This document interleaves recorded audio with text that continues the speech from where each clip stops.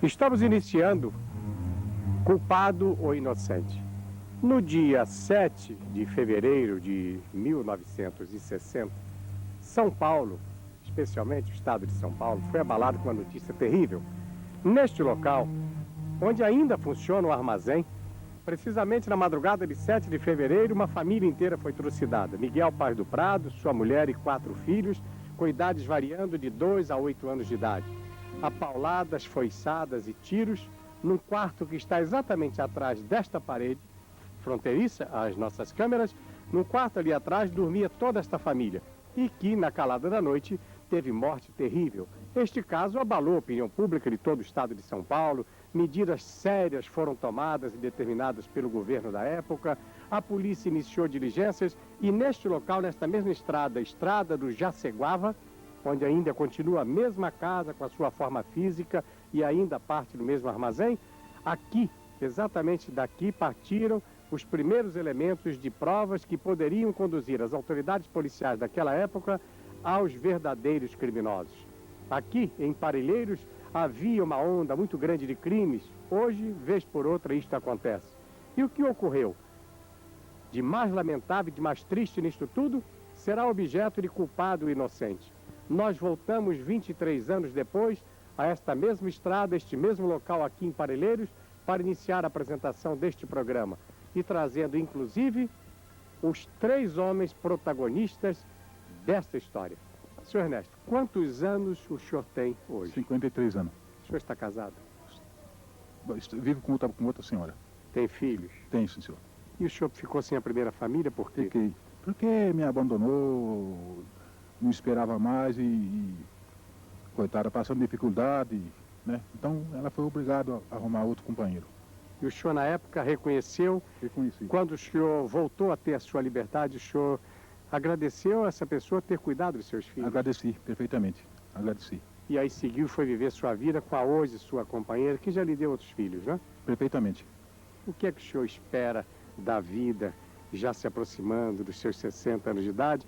E depois de 23 anos nós trouxemos o senhor a este local que nós sabemos que é de triste memória para o senhor. O que é que o senhor espera da vida nesse momento, com seus cabelos brancos? Eu espero fazer justiça e eu ganhando essa causa, eu espero, eu não tenho nem casa para morar, eu espero comprar uma casinha para morar e cuidar da minha família, os filhos e a mulher. Todos. O senhor nunca mais voltou realmente aqui a Estrada de Jaceguava, aqui em Parelheiros? É a primeira vez que o senhor está voltando conosco? É a primeira vez hoje. O Evaristo de Godoy, é este aqui. Quantos anos agora de idade? 54. 54 anos. Está casado? Aliás, vou me casar. Vai casar? Vou. Vai, e nós vamos lá. Mas já tem neném. Tem nem espero outro. É? Qual a idade do filhinho? 1 ano e meio.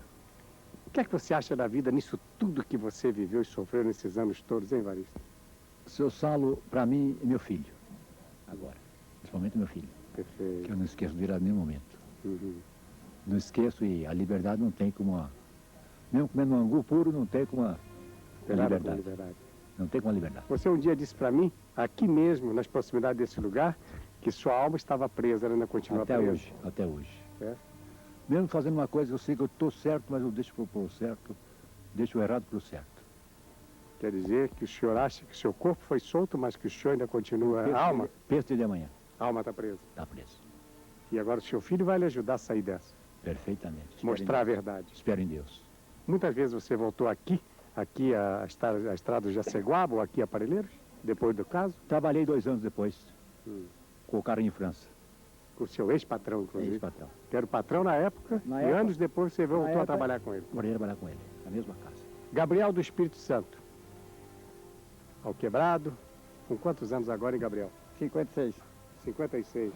E você ficou sem conhecer essa vida durante quantos anos, hein? Essa vida que você está vivendo aqui ao nosso lado com tanta liberdade. 19 anos e 8 meses. Sem desfrutar de um momento como este. Você está casado, Gabriel? Sou casado, mas Tem filhos? justamente não vivo com a minha patroa, vivo com a madre. E tem filhos com ela? Não tem. Não tem. E que está sendo muito difícil a sua vida. Está sendo difícil, assim. Você está trabalhando em que agora? Chácara de sítio, Você sempre foi lavrador. sempre fui lavrador.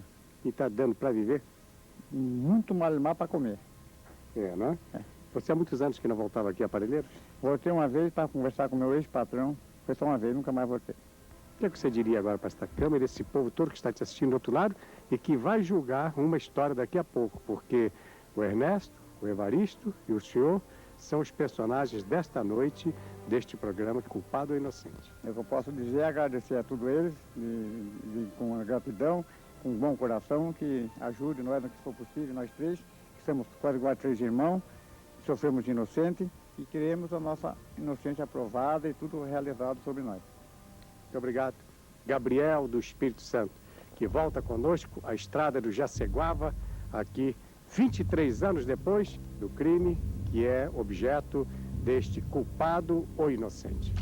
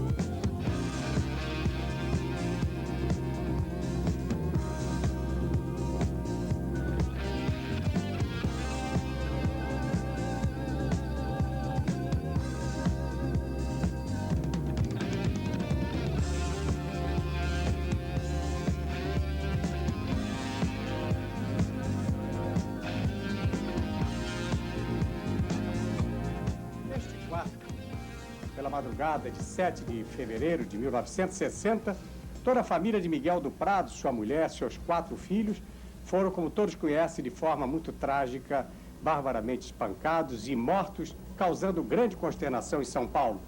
E os senhores têm, então, a ideia nítida de como, em fevereiro de 1960, esta família inteira de Miguel do Prado foi atacada barbaramente.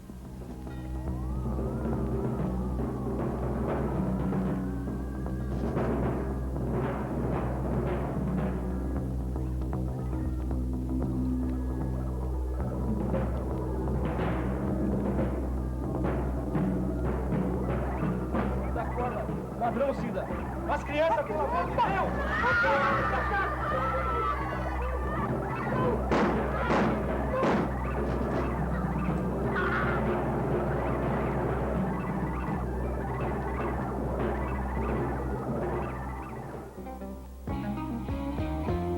O massacre de Parelheiros foi realmente algo de extraordinariamente impressionante, causando polêmica entre os policiais, as autoridades de todas as áreas em São Paulo, inclusive em todo o país.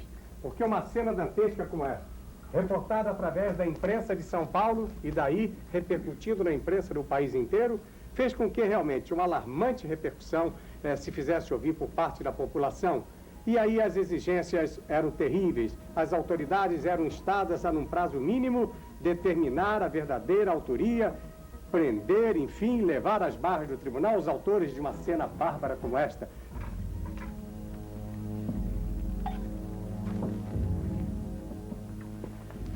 Tá na hora do Luizinho chegar, não, hein? Ah, aquele menino. Quando ele sabe que você vem almoçar em casa, ele fica enrolando na escola e não vem almoçar. Sabe o que eu fiz pra você hoje? Rabada. Eu já disse pra esse menino que eu quero todo mundo junto na mesa na hora da refeição, hein? E o boletim? Ele já trouxe o boletim do mês? Eu acho que vem hoje o boletim. Eu sei porque que ele está atrasado. Por quê? Ele deve ter tirado nota baixa outra vez. Quer apostar? Não. Eu aposto. Droga, olha aqui. O que esses caras de jornal pensam que a gente é, hein? A gente tem bola de cristal para achar criminoso? Olha aí, olha aí. Fica falando que é polícia. O grupo tal, a cidade abandonada, a polícia não faz nada. Ah, está sim. licença um minuto, eu vou chamar. Luiz, Hum. é seu chefe.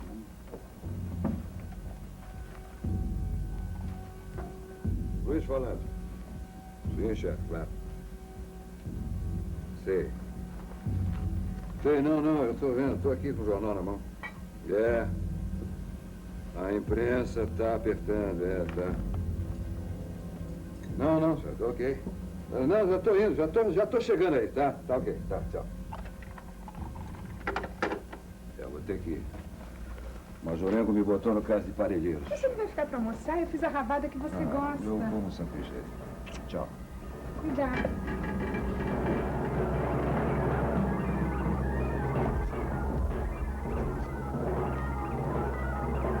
Quatro crianças?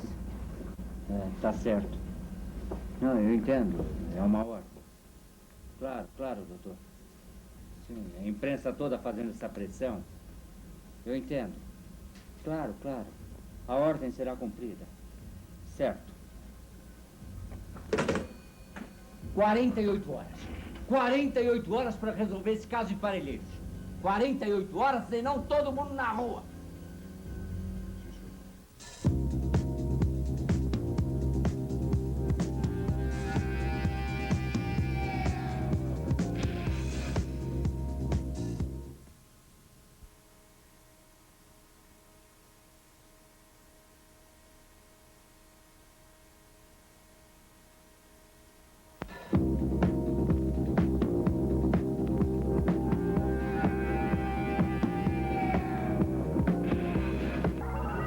Quanto mais intensa era a repercussão na opinião pública, e lógico, a imprensa, em nome desta mesma opinião pública cobrando, surge, como sempre acontece em nosso país, as chamadas ordens superiores. E aí um grupo de policiais, dos mais experientes, alguns valentes e outros muito violentos, receberam a ordem de encontrar a qualquer custo, no prazo de 48 horas, os verdadeiros assassinos de Parelheiros.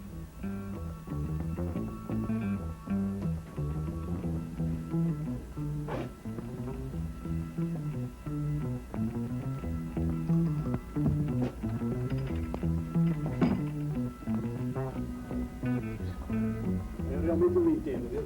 Não entra na minha cabeça, eu não posso entender. Pegaram o homem e esquartejaram o homem. Pegaram as crianças, estruparam a mulher, deram um tiro em todo mundo. Já estavam mortos. Por que eles ainda fizeram isso? Uma gana de pegar esses caras, viu? E a gente só tem 48 horas, hein? Mas eu vou te dizer uma coisa. Você vai pôr as mãos neles.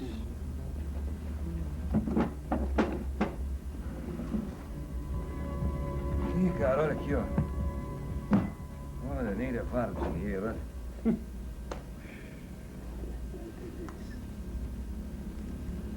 Esse violão, hein? Quem será? Vou deixar que eu vou saber. Violão, esse paletó. Não deve ser do moço, não, porque não é o tamanho dele. Pequeno.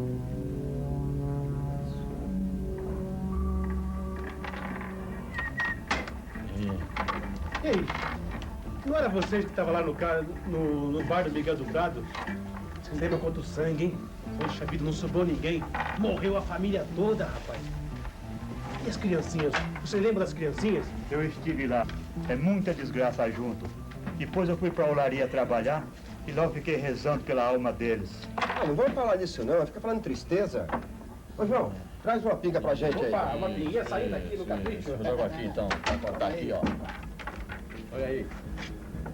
Quem é o dono do violão que estava lá no quarto dos pratos? Ele ali de chapéu.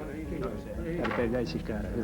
Põe no pau de arara. O bandido tem que morrer na porrada. Eu jogo aqui, ó. Passei. E qual é que tem ficha na polícia? É o outro. Não é escurinho, é o outro. O paletó também desse pilantra do chapéu, viu? Então tá, pronto. Quase vai. Agora quer ver. Aê, tá vendo aqui, ó? Olha na cabeça os três aí, a polícia, hein? Cala a boca, não se faz de bobo não, Se seu paletó e o seu violão estavam lá no quarto dos pratos lá. Mas, Foi seu você que doutor... matou o homem, a mulher e as criancinhas. Seu doutor estava lá na olaria trabalhando, seu doutor. Fala nada, seu O que bandido. eu tenho com isso? Você, a gente já levantou sua ficha. Você é ladrão, pé de chinelo, vagabundo, sem vergonha. Vambora pro distrito. Mas o Olímpio tá esperando todo mundo lá. Você está enganado, nós somos inocentes. Ele matou meu amor. Já conhece esse Fala cara. nada, delegacia, só vou falar tudo, seu pilantra.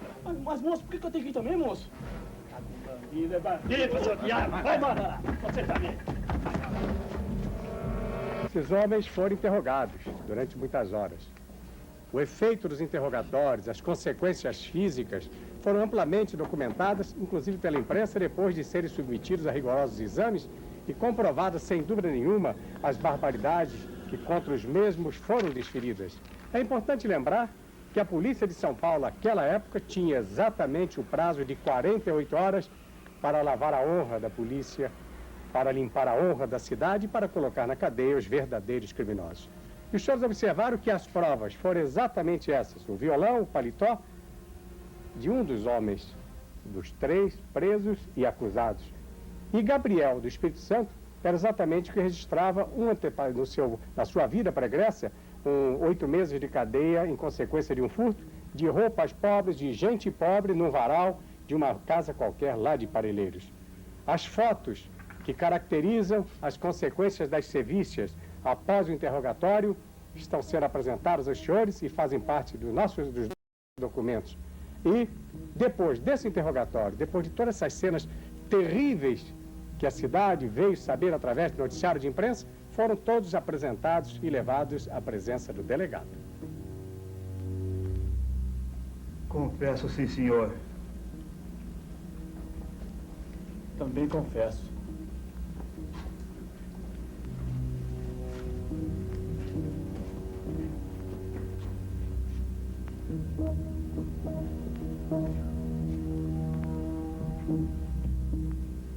Eu também confesso. O que o senhor mais quer que eu diga? Muito bem, muito bem. O que eu só quero é a confissão assinada. Só. Podem levá-los. Você também. Levanta.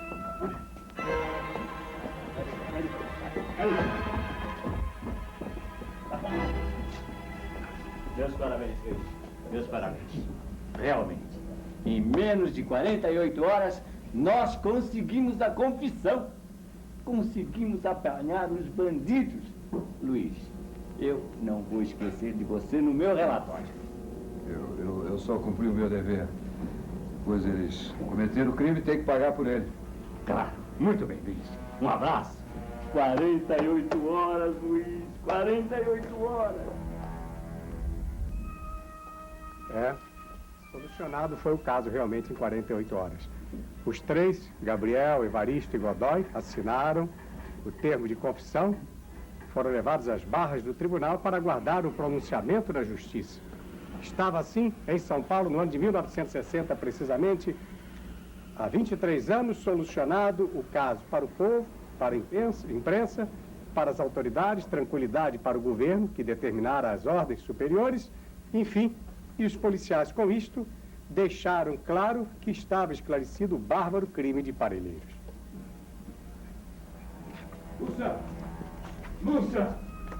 Lúcia, pegamos os três assassinos de Parelheiros, graças a Deus. Mas parabéns. Você foi o duro danado. Você estava muito preocupado com isso. Eu quero ver agora o que eles vão dizer. É, porque nós tapamos a boca desses jornalistas desse jornal. Olha aí, você leu? Eu não tive tempo de ler, meu amor, mas eu tinha certeza que ia dar tudo certo. Você é o melhor investigador do mundo. Lê aí. Eu só cumpri a minha obrigação. O Mazorengo mandou 48 horas, senão todo mundo na rua. Aí eu, dentro do prazo, apanhei os assassinos. Nós apanhamos os assassinos. Agora eu quero ver o que eles vão dizer. O que esses jornaizinhos aí vão dizer da polícia? Que a polícia não faz nada, que a polícia vive de braço cruzado. Enquanto os marginais, assaltantes, assalto, mato, roubo, estupro lá na rua. E que a polícia fica de braço cruzado. Mas não é verdade, não. O que falar é fácil. Porque eles ficam lá na redação, atrás de uma maquininha tique-tique-tique de carro refrigerado, mocinha pra lá, cafezinho pra cá, enquanto a gente larga a família, sai à rua, vai enfrentar bandido, de noite, de dia, com fome, doente, com febre. Luiz, esquece isso, já passou. honrado. Um honrado, digno dos conhecidos delegados de São Paulo, doutor Wilson Minervino, determinou providências e investigações na região de Parelheiros, porque estavam barbarizando, é a expressão comum, naquela localidade, 2 assaltantes da mais alta periculosidade, Branco e Paraíba. E eles foram cercados pela polícia. E exatamente 5 meses depois do crime, 4 meses depois da condenação de Evaristo Godoy, de Ernesto e de Gabriel, a polícia vai ao encontro de Branco e Paraíba. E aí, num verdadeiro tiroteio, os 2 foram mortos. Branco e Paraíba, dessa vez foram mesmo. Felizmente. Aqui está a arma, doutor. A arma desse bandido desgraçado aí. Inclusive a outra ele vendeu. O cara que nós investigamos, o cara que comprou a arma dele pra nós lá no Ferro Velho, nós vimos lá. Era roubada também. Pertencia ao lá do Prado, lá, aquele que foi morto, o dono do boteco. O senhor sabe, né? Aquele que foi trucidado lá, a família inteira. Tudo bem. Mas não é só isso não, viu, doutor? O cobertor da família Prado também estava com esses canalhas. Mas isso não é tudo, não. O japonês lá da lavanderia de Parelheiros disse que foi o indivíduo branco aí que levou o cobertor cheio de sangue para ser lavado. Olha aqui, doutor. Olha aqui que eu encontrei. Olha aqui, um carnê de prestação. E é de... Olha aqui, ó. Paz do Prado. Olha aqui, ó. É o homem. É o homem que mataram, olha aqui. Ó. Inclusive tá paga a última prestação, olha aqui. Aqueles 3 que foram presos são inocentes, estão pagando uma pena que não tem razão de ser. Então eles são inocentes? É, são inocentes. Eu preciso fazer um relatório. Preciso fazer. Esse erro judiciário precisa ser reparado. Este documento que está em mãos do repórter corresponde a um documento assinado por Sua Senhoria, exatamente na data de 4 de julho de 1960, encarregado ao delegado-chefe de polícia da Zona Sul e, por este, às autoridades máximas de São Paulo. Saibam os senhores que o que está escrito é assinado por esta importante autoridade, tendo seus pontos principais as informações de que o carnê encontrado no bolso de Branco, o paletó, o cobertor lavado em Santo Amaro por um japonês numa lavanderia para tirar as manchas de sangue levado por Paraíba, o revólver Strong de propriedade da vítima Miguel do Prado, um revólver raro Strong, calibre 32, todo este material foi apreendido por determinação do Dr. Minervino e este extenso relatório foi mandado por ele às autoridades superiores.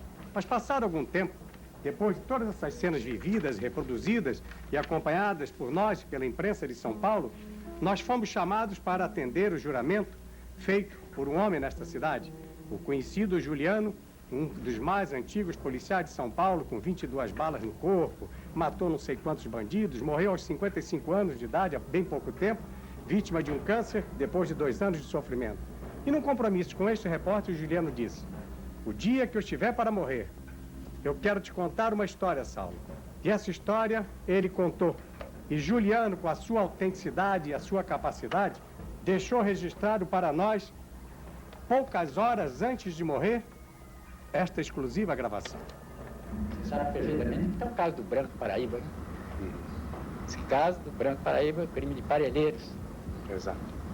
Aonde perdeu a vida 4 crianças. Os bandidos mataram 4 crianças, o pai e a mãe. Então, esse também é um grande... Foi horroroso. Naquela época, eu não resisti, porque eu cheguei... Fui um dos primeiros policiais a chegar no local do crime. Eu quase não resisti, quase me deu uma vertigem e chorei muito quando eu vi as crianças mortas, uma num berço, outra na cama, outra caída no chão, um tiro nos olhos, no pescoço, o pai e a mãe mortos também, bala de 44 e 38. Isso são casos, não é casos, bem casos, coisa verídica, coisa certa. Se eu vou fazer isso com você, Saulo, você é grande amigo meu, o que fizer é documentado e tirado dos arquivos mesmo da polícia, o que aconteceu mesmo. Nada a mais do que o que foi acontecido. Não se vai fazer uma história fantástica, não vai se fazer uma história real. Uma história real. E se for preciso, se Deus me ajudar. Mas Juliano não teve muitas horas. Deus talvez possa ajudá-lo de uma outra forma. Quem sabe a partir do que estamos hoje aqui mostrando. As reportagens, também de nossa responsabilidade, assinadas por nós, eu lhes mostro nesse instante. A revista O Cruzeiro abriu páginas para nós e registramos o depoimento de Juliano, registramos o documento de Dr. Minervino, enfim, todo este mundo de provas, e conseguimos encontrar na região de Parelheiros um sem número de testemunhas, em número de 37, das quais apenas 2 depuseram, aquelas que interessavam os policiais da época, 35 outras que tinham verdadeiro álibi de defesa desses 3 homens, Gabriel, Ernesto e Evaristo, foram dispensados, jamais ouvidos pela nossa justiça. E o caso, então, de Parelheiros ficou na história, como hoje estamos ainda registrando, durante todos esses 23 anos. E nós aguardamos ainda que, quem sabe, um erro possa ser reparado, porque cada um desses homens, até 1990, dia 3 de março, estará na cadeia pelo crime que não praticou. E é exatamente esse crime, o crime de Parelheiros, que abalou São Paulo no ano de 1960, que será julgado esta noite pelo nosso júri popular, depois dos comerciais.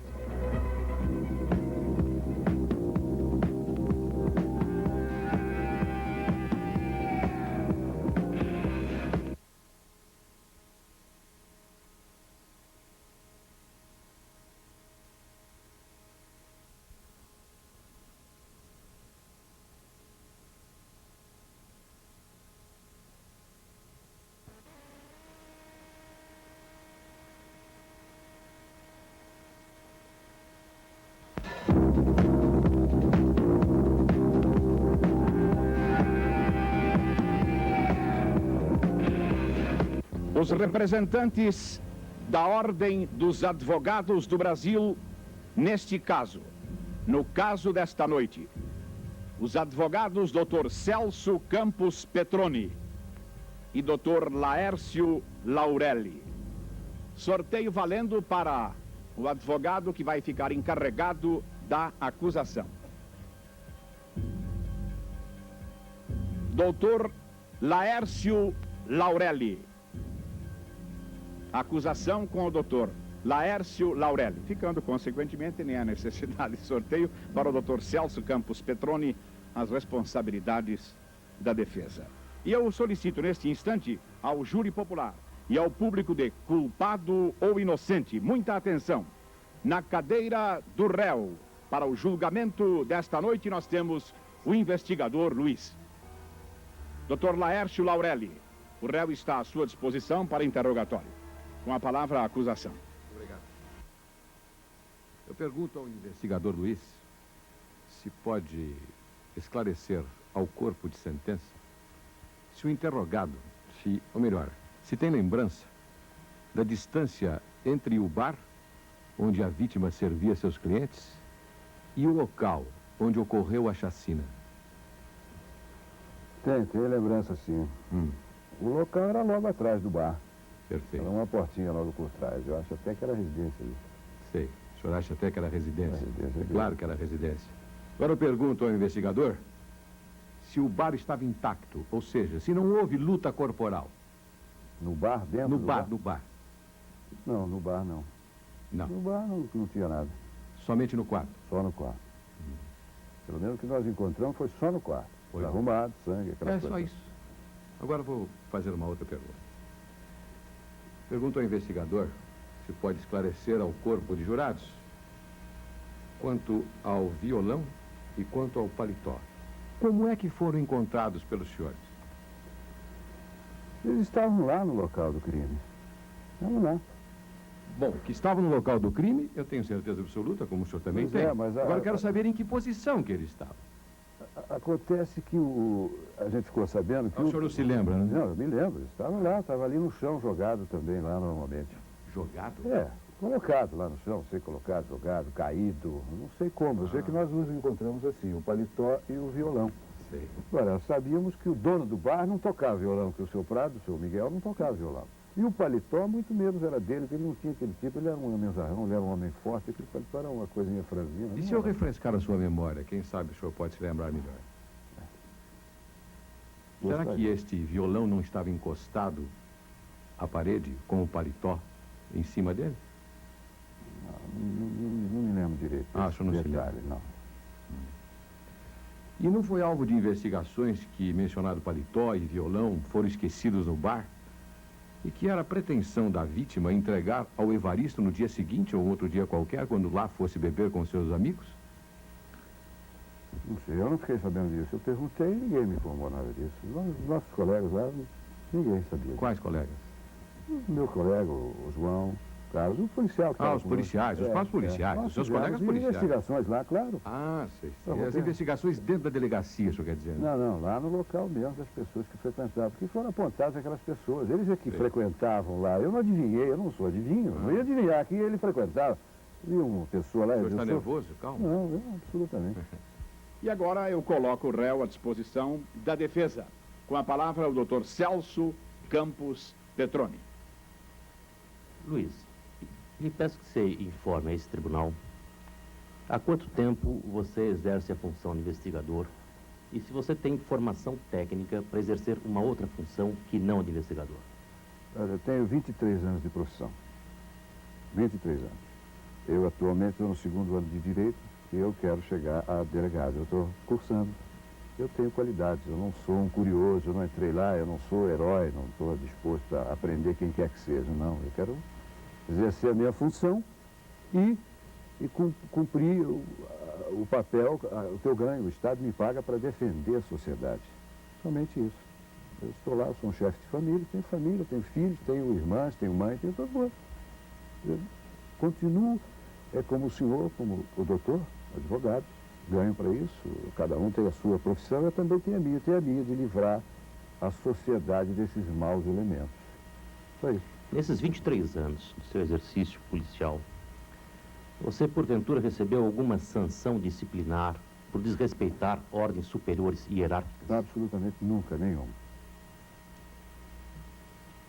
Na sua profissão, no exercício dessa sua profissão, você poderia nos informar se vive em constante risco de vida? Não, mas claro, a partir do momento que eu aceito, me predisponho a esse tipo de trabalho, onde eu tenho que limpar a sociedade desses marginais que infestam, eu estou, a partir do momento que eu saio à rua, eu sou alvo. Porque todos eles têm gana, os que já foram presos, aquela vingança, e os que não foram estão querendo acertar, porque com os marginais, ele acertar um policial, para ele é nome.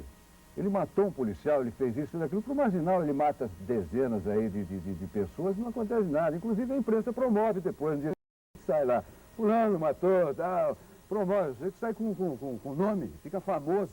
Eu não vi um policial famoso ainda. Eu tenho um colega que já morreu. E aí, alguém se lembra dele? Que a viúva está lá com uma pensãozinha de nada, de 64 mil cruzeiros por aí, com mulher, com filho, e filho criança e tal, ninguém se lembra. Agora, eu arrisco a minha vida, e não só a minha vida, não. Eu arrisco a vida da minha família. Porque, de repente, um marginal desse pode se zangar, se aborrecer mesmo, e entrar lá e cometer uma desgraça dessa que cometeu lá com o Miguel Prado, não sei nem se era vingança. Eu não estou aí, eu não quero ser mocinho, não sou herói de cinema, não sou sair dando tiro em ninguém, não. Não, eu quero viver em paz. Eu quero dar paz a todos vocês. Eu quero que a senhora saia daqui tranquila, ande na rua tranquilo, que não é o caso, já sabe que não é. Ela entra no seu carro, agora fecha todos os vidros. Por quê? Porque a senhora não gosta de vento? Não. Só tem medo de ser assaltada. De repente um revólver lá é um assalto e daí? Ninguém sabe. Por isso, não sou. Não. No exercício dessa sua profissão, e especificamente nas diligências policiais que você empreendeu neste caso, então logo obteve aqueles indícios, o violão e o paletó, e encaminhou os três ao distrito policial. Em algum momento, você concluiu pela responsabilidade penal dos três? Não, absolutamente. Eu só juntei as provas e os criminosos e levei lá. Eu não condenei ninguém. Quem condena é a justiça. Eu sou a lei, eu cumpro ordens. Eu vou lá, apanho o elemento e está preso, está aí. Agora não sou eu não sou juiz, eu não condeno ninguém. Eu não sou justiça. Eu sou justiça, não. Nenhum policial é justiça. Doutor Petroni, seu tempo está encerrado. Senhor presidente, eu não tenho mais perguntas. Porém, eu pediria que tomasse assento a esposa do réu, que se encontra presente, Dona Júlia.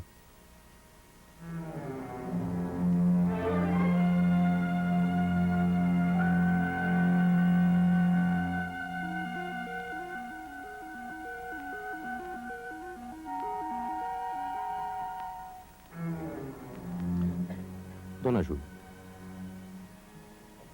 solicito que você informe a esse tribunal se o delegado Soares tinha o seu marido como um bom policial a ponto de requisitá-lo em todas as diligências mais complexas. Sim, ele sempre chamava meu marido. Dona Júlia, a senhora poderia nos informar se seu marido era enérgico com seu filho? Não, ele era um pai cuidadoso com o Luizinho. Ele sempre acompanhou o Luizinho na escola e nas coisas que aconteciam com ele. Assim como ele também cuidava de mim. Ele ensinava o Luizinho a respeitá-lo. Era uma pessoa que impõe respeito. Mais amável, afetuoso? Sim, sempre foi muito amável. A senhora poderia nos dar o seu depoimento pessoal do Luiz como homem, como pai e como marido? Ele é um homem maravilhoso. Ele é um pai ótimo, um marido muito bom.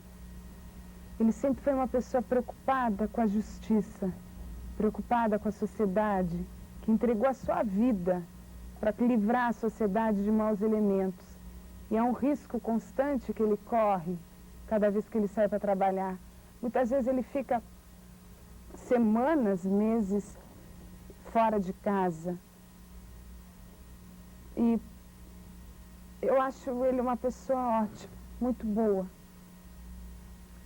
Doutor, a testemunha é sua. Laércio Laurelli. Senhor presidente, eu não tenho perguntas a fazer.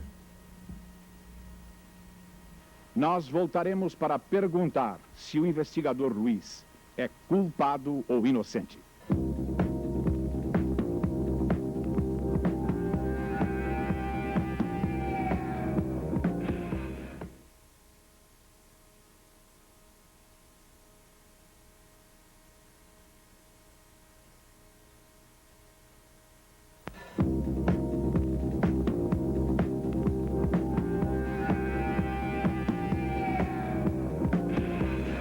E vamos prosseguir com o julgamento do investigador Luiz, que prendeu o oleiro Evaristo e os lavradores Ernesto e Gabriel pelo massacre da família de Miguel Paes do Prado em 1960 em Parelheiros.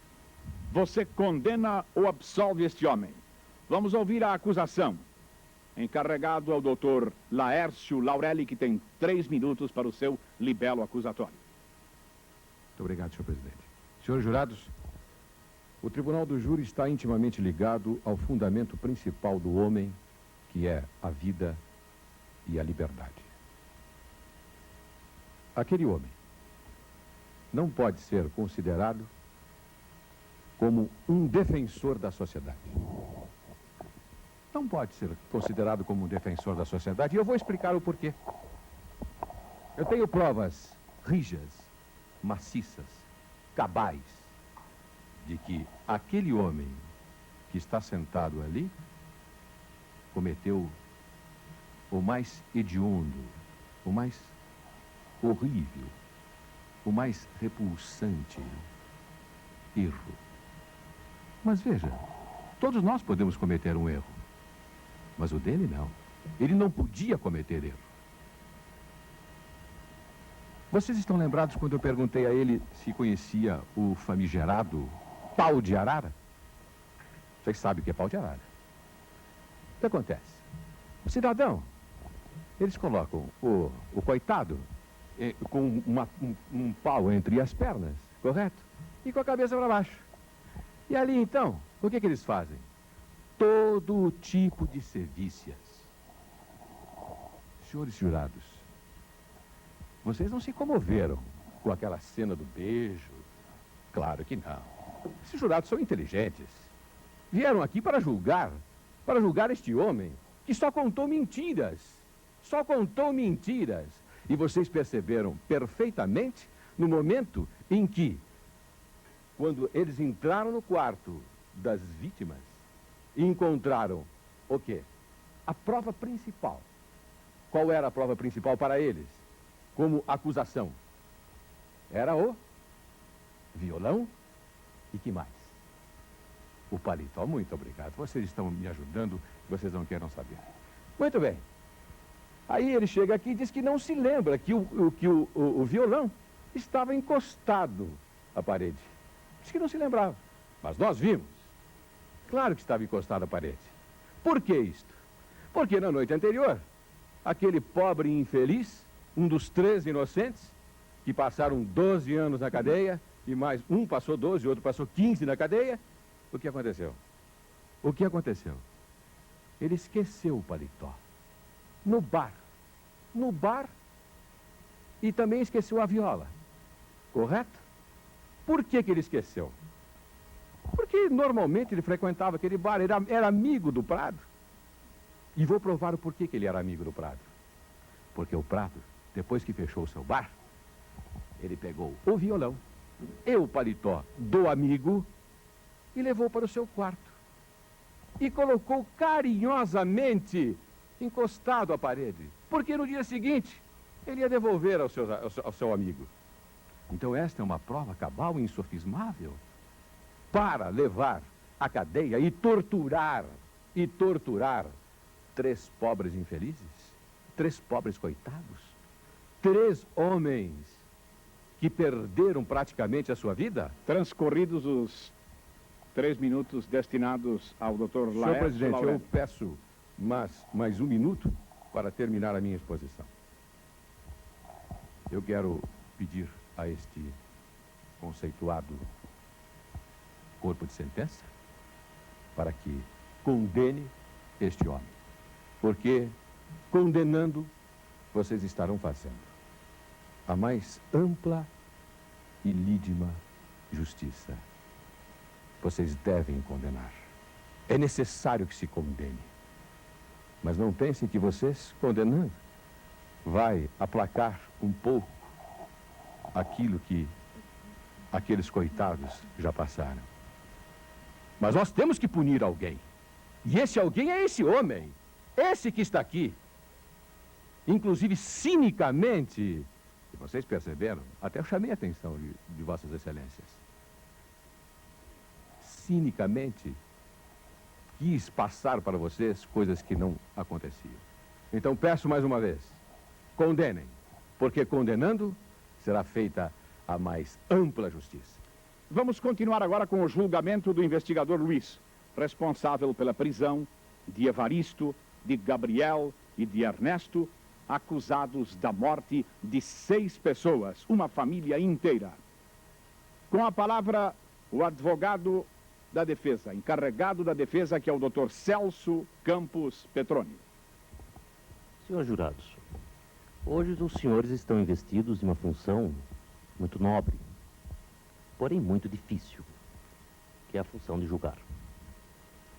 Acusar um policial é uma função muito fácil, mas ter o equilíbrio, o discernimento de poder efetivamente dar um veredicto realmente é uma função muito delicada. E é justamente dentro desta premissa que eu pediria aos senhores muito equilíbrio na análise das provas. O acusado deixou muito claro em seu depoimento neste tribunal que absolutamente chegou a julgar os 3 homens que foram presos. O que ele fez foi tão só e simplesmente colher provas e levar à autoridade policial. Isto é função específica de um investigador. É importante os senhores terem presentes de que um inquérito policial é uma peça meramente informativa para o juiz. Não significa absolutamente de que diante de uma informação nós já temos uma condenação marcada. Teve, sim, os acusados todo o amplo direito de defesa no tribunal. E se quem efetivamente condenou foi o tribunal e não o investigador Luiz. Vejam, senhores, as 48 horas que pesavam na cabeça deste homem. No seu encargo, ele tendo que dar uma resposta à autoridade que exigia dele a prisão. Senão, rua. Isso textualmente lhe foi apresentado. Isso tem que ser pesado. Isso tem que ser analisado. Este homem absolutamente foi arbitrário. E a defesa aqui não sustenta de forma alguma a arbitrariedade policial.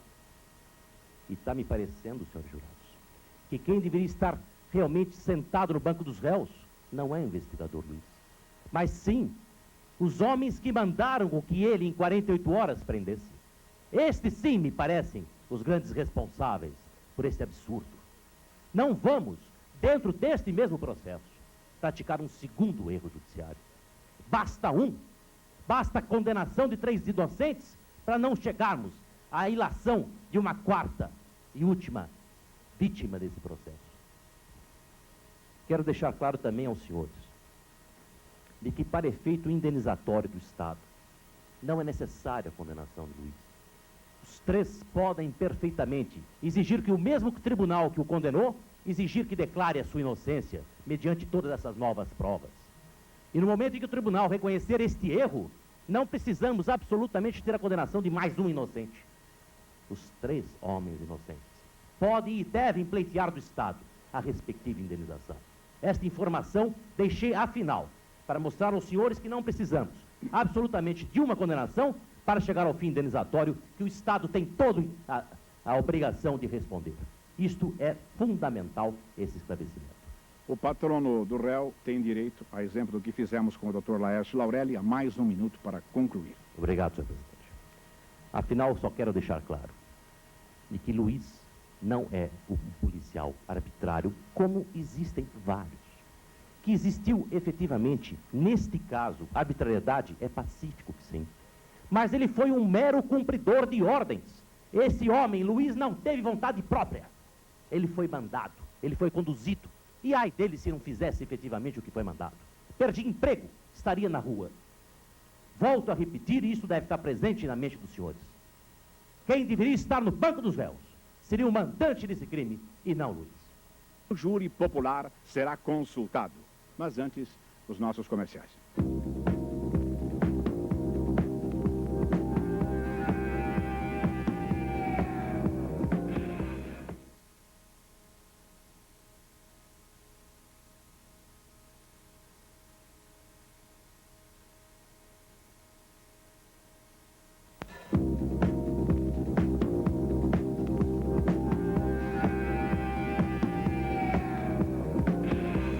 Vamos ver se o júri popular considera o réu culpado ou inocente. Ernesto Silva Júnior, que é o primeiro, arquivista. Seu voto, por favor. Culpado. Fábio Silva de Amorim, gerente de vendas. Culpado. Antenor Ferreira, funcionário público. Culpado. Culpado. Patrícia Rodrigues de Castro, bailarina. Culpado. Culpado. Augusta de Brito Ribeiro, representante de modas. Culpado. É o 5º voto desta noite, culpado, 5º pela culpa. Circe Batista de Melo, secretária.